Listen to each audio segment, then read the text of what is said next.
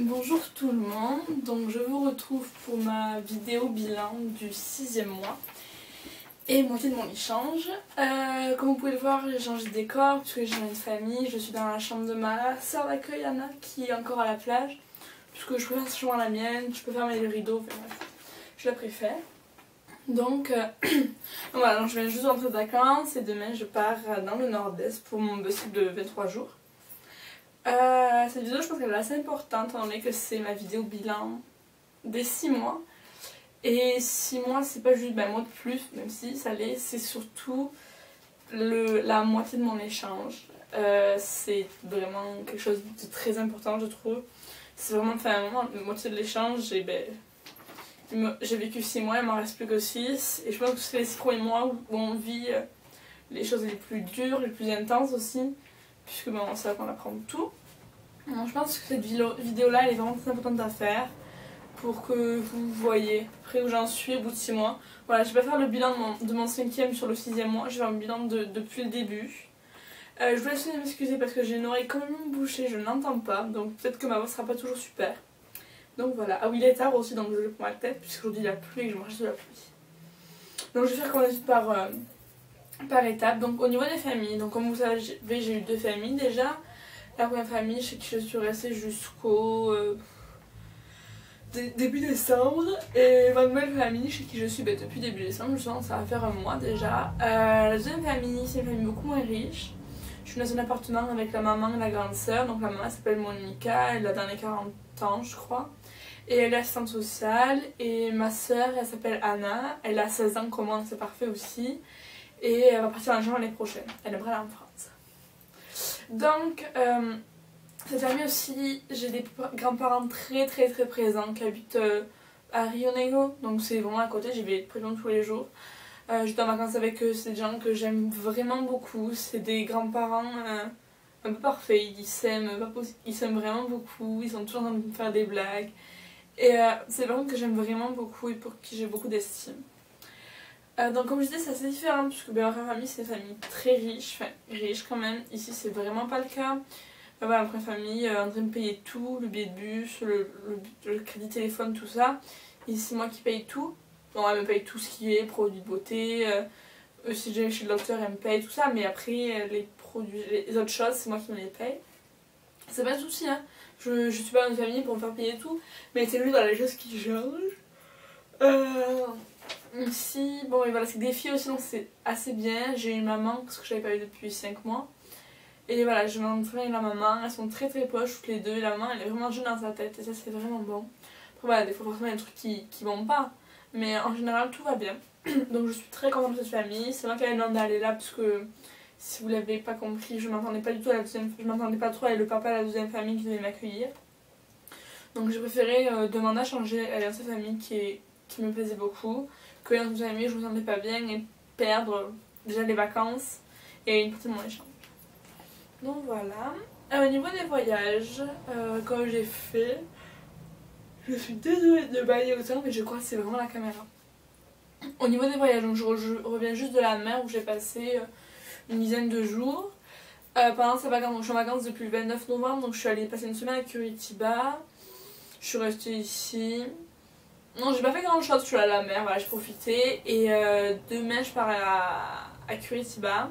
Samedi, je prends demain est dimanche. Lundi, je prends l'avion pour São Paulo. Et j'arrive à São Paulo lundi, je dors à l'hôtel. Et mardi matin, on part de São Paulo pour le début de mon bus trip. Donc voilà, ça va être très bien. Et ma famille a décidé qu'ils allaient m'emmener au Foz do Iguaçu. Le Foz do Iguaçu, c'est des cascades énormes tout à l'est du Paraná, donc mon état, donc voilà, c'est vraiment magnifique et c'est quelque chose que je veux voir en tant que je suis puisque c'est à côté et que c'est vraiment quelque chose de magnifique, donc voilà, maman ils vont m'emmener. Au niveau du Rotary, alors bon le Rotary bah, c'est quand même l'organisme qui m'a permis de partir en échange et pour moi en tout cas ça a une place énorme dans mon échange. Dans le sens que bon déjà voilà, il y a 2 échanges students dans la ville, donc on est quand même 3 sur une petite ville, ce qui est vraiment beaucoup. Voilà. Eline et Sophie, c'est comme des soeurs pour moi, je vais pas le cacher. On est toujours ensemble, quand je fais un truc, je me dis toujours, il faut que je dise à Sophie, il faut que je dise à Eline. Et je pense que ben là déjà voilà, de pas passer d'être en vacances, on n'est pas beaucoup ensemble. Enfin, moi j'ai vu Eline, Sophie j'ai pas vu depuis très longtemps. Et ouais, je ressens leur absence et je me dis que ça va être très dur de plus les voir quand je vais rentrer en France. On est vraiment toujours ensemble. C'est mes meilleurs amis, c'est vraiment des personnes qui sont très importantes pour moi. Et voilà, les quitter ça va être dur. Les autres exchanges students, bon mais voilà, je suis allée à Curitiba une semaine, j'ai vu plusieurs personnes. Voilà, c'est toujours besoin de les voir et je suis contente parce que, comment dire ça, quand je vais à Curitiba, même si je n'y vis pas, je suis quand même dans le groupe directement. Je suis pas genre, ah toi t'habites pas dans la ville, on ne parle pas du tout, on est vraiment tous très bien intégrés. Ça c'est vraiment quelque chose qui me fait qui me fait beaucoup plaisir. Je vais beaucoup mon français, je suis désolée. Et après voilà, on est 4 Français, donc Arthur, Lola, Charlotte et moi-même. Et on est vraiment un groupe très uni, tous les students le disent, les Français on est le groupe le plus uni. On est toujours en train de tous raconter, on est vraiment liés, je sais que si j'ai un problème, je peux leur parler, les Skype, il n'y a pas de souci. Et ça fait vraiment du bien d'avoir comme ça un groupe. Bien sûr on parle la même langue, donc ça aide, mais c'est vraiment des gens avec qui je suis très proche. Après ouais, bien entendu je reste pas qu'avec les Français, loin de là, je reste avec beaucoup de monde. Et j'ai vraiment... j'ai plein d'amis, mais j'ai des meilleurs amis de l'autre bout du monde, tout ça, y a pas de soucis. Mais c'est vrai que les Français, on est vraiment tous très bien entre eux. Au niveau de mon club, bon, mais le club c'est toujours parfait, hein, je fais rien dire. J'ai eu la fête de Noël, j'ai eu... qu'est-ce que j'ai eu d'autre? Je crois que c'est tout. Enfin, j'ai eu d'autres événements, mais enfin, voilà, après j'en ai parlé sur mon blog. Et c'est toujours un plaisir, toujours ils me disent ah on est content de te voir, ils font des compliments, ils me disent que je leur manque, c'est vraiment quelque chose qui me touche beaucoup. Et voilà, je le redis encore, mais mon club c'est des gens qui je tiens énormément parce qu'ils sont toujours là pour moi. Et quand j'ai des problèmes avec ce monsieur, j'en ai parlé à quelques personnes, ils sont tous arrangés pour que j'ai pas cette famille. Ils sont toujours là et je sais que c'est pas un club où je vais, ah, je prends mon argent et je repars. C'est vraiment un club où j'aime aller et je sais que enfin, ça me manquera beaucoup à mon retour. Je peux plus avoir ce club comme ça près de moi. Et enfin voilà, mon club c'est des amours. Il me dit, là, bah voilà, il y a eu la naissance de mon grand-père il y a le 20 décembre, il me semble, un truc comme ça. Il y a beaucoup de Rotariens tous qui m'ont complimenté encore une fois. Et il y en a plein qui veulent m'accueillir avec Eline pour un week-end. Donc on va aller faire des week-ends chez des Rotariens. En ce moment ils nous adorent tous et elles sont toutes super drôles, les mamies, les papines. Ils sont vraiment drôles, on est vraiment leur petite chérie et je sais qu'on comme ils nous aiment vraiment, ça fait vraiment du bien. Au niveau de l'école, alors l'école, c'est l'école. Hein.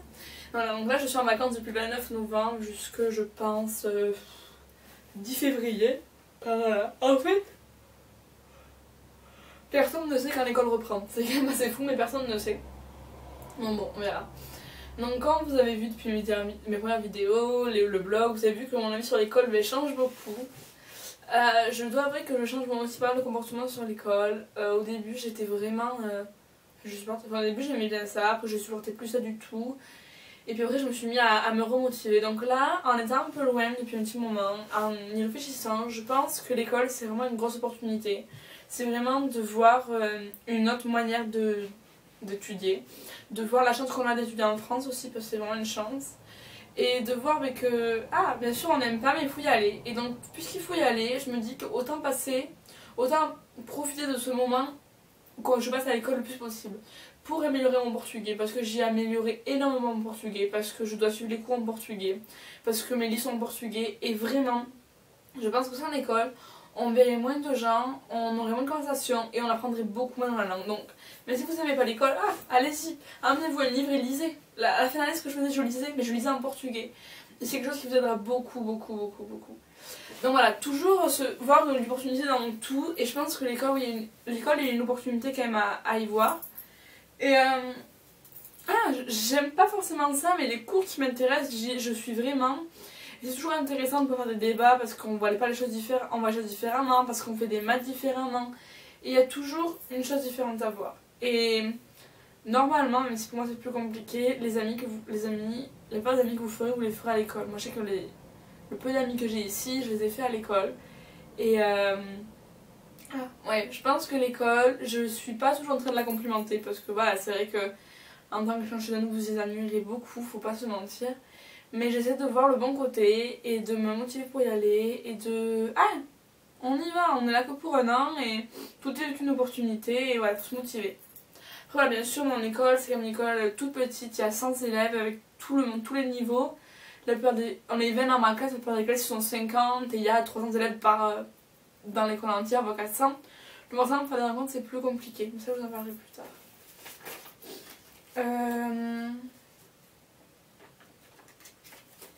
Voilà aussi voilà, bon après voilà, l'école, les compétences sont différents mais ouais, je pense que ça m'a quand même appris beaucoup sur l'école en général, l'école en France.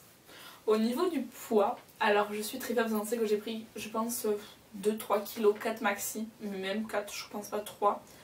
J'ai pas de soucis, je suis vraiment très contente pour ça parce que j'ai presque pas pris de poids et ça se voit pas en fait.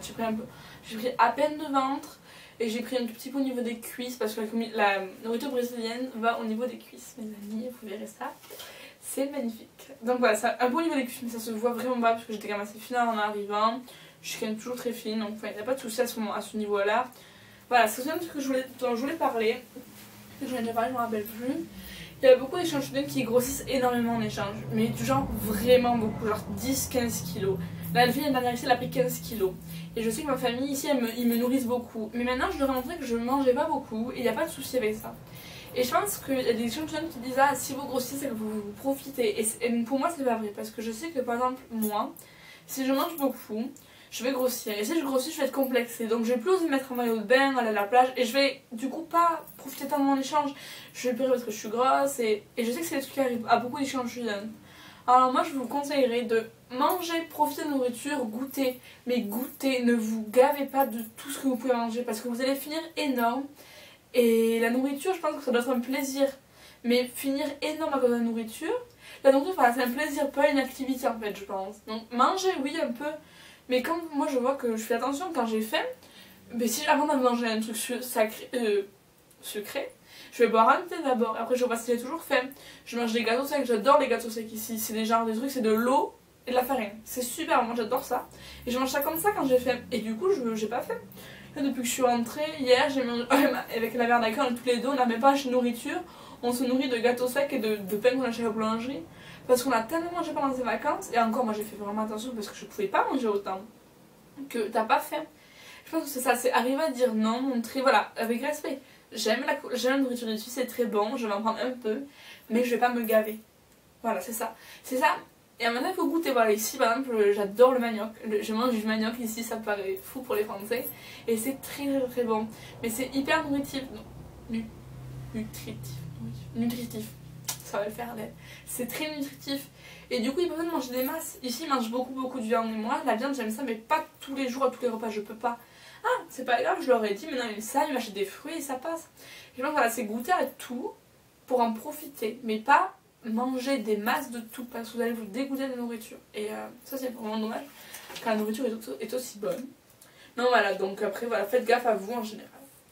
La langue, le portugais. Alors, je dois dire que je suis très très fière de moi. Parce que à 6 mois, et je pense que c'est depuis mon 5e mois à peu près, je peux dire que je parle couramment portugais.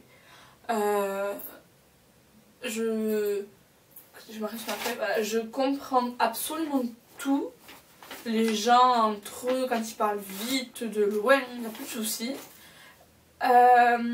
Bon, après, entre la télé et la musique, c'est plus compliqué. La télé, j'arrive de mieux en mieux. Bon, la télé, vous savez, entre les sons, les musiques, les gens qui bruit, c'est un peu plus compliqué. Et les musiques, je suis mieux aussi là-dessus. À mon 5e mois, j'ai eu l'impression, vous savez, voilà, depuis le début, j'avais un niveau qui augmentait énormément. Et puis le 5e mois, j'ai l'impression de plus tant monter que ça. Parce que vous avez un moment, vous avez tellement appris qu'il n'y a plus tant de choses que ça à apprendre. Et je me suis rendu compte qu'en fait, les verbes, je les conjuguais, mais mal. C'est-à-dire que je les conjuguais comme je les entendais. Donc par exemple, il y a des sons qui se ressemblent beaucoup. Et je savais pas vraiment quels sons je disais et à quoi ça correspondait. Et bien tout simplement, je demandais à un prof de portugais dans mon école de langue. Bon voilà, je voudrais que tu m'expliques le passé, présent, futur, conditionnel, je sais plus quoi. Et on a écrit plein de verbes, voilà, bien sur un tableau. Et maintenant je sais, et je les ai écrits une fois, maintenant je les sais tous. Et quand je les pratique, je sais à quoi ça correspond, je sais l'écrire au passé, présent, futur. Et ça c'est vraiment important à faire, c'est les verbes. Voilà, mettez-vous une fois, bon voilà, je m'assois, je fais mes verbes. Pour les avoir une fois bien mis, bien clair, ça sera beaucoup plus simple pour vous. Donc ça c'est vraiment un truc que quand j'ai passé cette étape des verbes, ça a vraiment changé beaucoup de choses pour moi. Donc si je peux vous conseiller, c'est de travailler vos verbes, surtout dans les langues comme le portugais, espagnol, français pour ceux qui l'apprendront, où il y a beaucoup de verbes irréguliers et beaucoup de temps.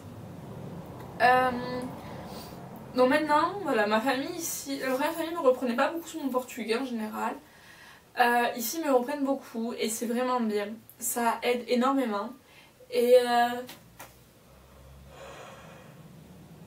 voilà, ils me reprennent beaucoup sur mon accent. Parce que voilà, aujourd'hui, c'est clair que mon accent, c'est le plus gros problème. Tout simplement parce qu'ici, par exemple, on va dire Mexico. Et en France, ça va dire Mexico. Ou ici, ils vont dire Julia. Et en France, ça va être Julia. Et ça c'est vraiment mon plus gros problème au jour le jour. Donc je suis vraiment en train de travailler et maintenant je fais de moins en moins de fautes. Dès qu'on me dit quelque chose, je l'enregistre et je me reprends toute seule. Je vais dire un mot, ça va me sembler bizarre, je vais retenter et la bonne accentuation. Donc ça c'est vraiment important. Et lire pour ça vous aidera parce que vous verrez les accents. Et après c'est parler à les familles, c'est parler de tout, de rien. Parler au maximum à vos familles, vraiment. C'est vraiment très important. Et c'est comme ça que vous arriverez à avoir le meilleur niveau possible, en parlant, en pratiquant. Et n'ayez pas peur de vous tromper, de vous faire reprendre, c'est comme ça, tout le monde se trompe et voilà. Voilà, donc là ma famille reprend beaucoup et ça m'aide énormément. Après j'ai énormément de compliments de tout le monde pense que j'ai étudié le portugais avant de venir, tout le monde me dit que c'est impressionnant comment mon portugais est bon en seulement 5 mois et demi là, non pratiquement 6 mois maintenant. Et tout le monde m'avait vraiment impressionné et ça me fait forcément, ça fait très plaisir de voir que des gens voilà, me complimentent. Et je pense que si les gens trouvaient que j'avais un mauvais portugais, ils me diraient rien mais ils me complimenteraient pas. Et là tout le monde me complimente et c'est vraiment quelque chose que j'apprécie. C'est vraiment genre une reconnaissance un peu de tout le travail que ça m'a coûté d'en arriver à ce niveau là. Je sais que même au niveau des exchange students, voilà, maintenant j'aide un peu ceux qui ont plus de mal. Mais voilà, c'est pratiquer au maximum, c'est toujours jamais avoir peur de se faire reprendre, de travailler, n'ayez pas peur et prenez toutes les remarques prenez-les en compte. Voilà, je parle. Voilà, mon portugais est très bon, je suis très fière. Au niveau de la socialisation, alors là je dirais que c'est mon plus gros point noir de l'année. Au niveau des amitiés au Brésil. Comment expliquer ça?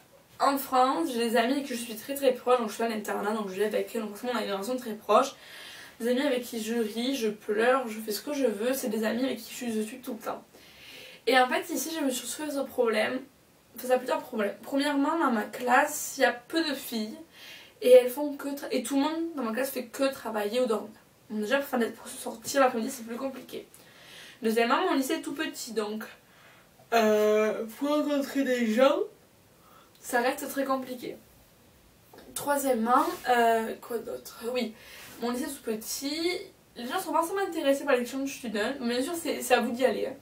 Mais après, toutes les filles de mon âge, avec qui voilà, je sortais au début, je sors encore aujourd'hui, les amies de Anna et Julia, elles sont dans le lycée de Anna et Julia, donc Bon Jésus. Et moi je suis pas dans ce lycée-là, donc du coup ça fait que ces filles-là, je les vois pas souvent, ou que par l'intermédiaire de Anna et Julia. Et au début, en fait, je crois il y a pas longtemps, mais je me sentais comme si quelque part j'étais dans la bande juste parce que j'étais la sœur de ces deux. Et quelque part, vu qu'elle m'amenait aux soirées, les gens ils m'acceptaient. Et donc l'autre jour ils ont fait une fête et j'y suis pas allée. Et je sais qu'il y a beaucoup de gens qui me demandaient où j'étais. Ça m'a beaucoup touchée de voir que des gens voilà, me demandaient moi. Et pas juste parce que j'étais... et pas juste bon mais elle est là, tant pis, elle est là, on fait quoi. Enfin elle est là, on l'accepte, on fait ça avec. J'ai l'impression que les gens ils me supportaient, typo portugais, ils m'acceptaient du genre bon mais on a accepté vu que c'est l'ami de nos amis, que ils me voulaient vraiment avec eux. Et donc ça de réaliser qu'ils me voulaient vraiment avec eux, ça m'a vraiment fait du bien au moral. Parce que voilà, au Brésil j'ai le problème encore aujourd'hui que les amis en fait ici, ils ont peu d'amis genre à l'école et qui font des trucs en dehors de l'école en général, et après c'est beaucoup des amis pour aller en soirée en fait. Et je me suis retrouvée à travailler avec des gens que j'apprécie beaucoup et que je ris beaucoup, mais en soirée. C'est pas parce que c'est des gens plus âgés en général, et c'est pas des gens avec qui je vais sortir l'après-midi parce qu'ils travaillent, tout ça. c'est déjà un cas, tu fais la fête, tu danses, mais après il n'y a pas une amitié au sens amitié. Et là c'est vraiment un problème que j'ai eu. Donc voilà, j'ai quelques amis, la plupart du temps des garçons.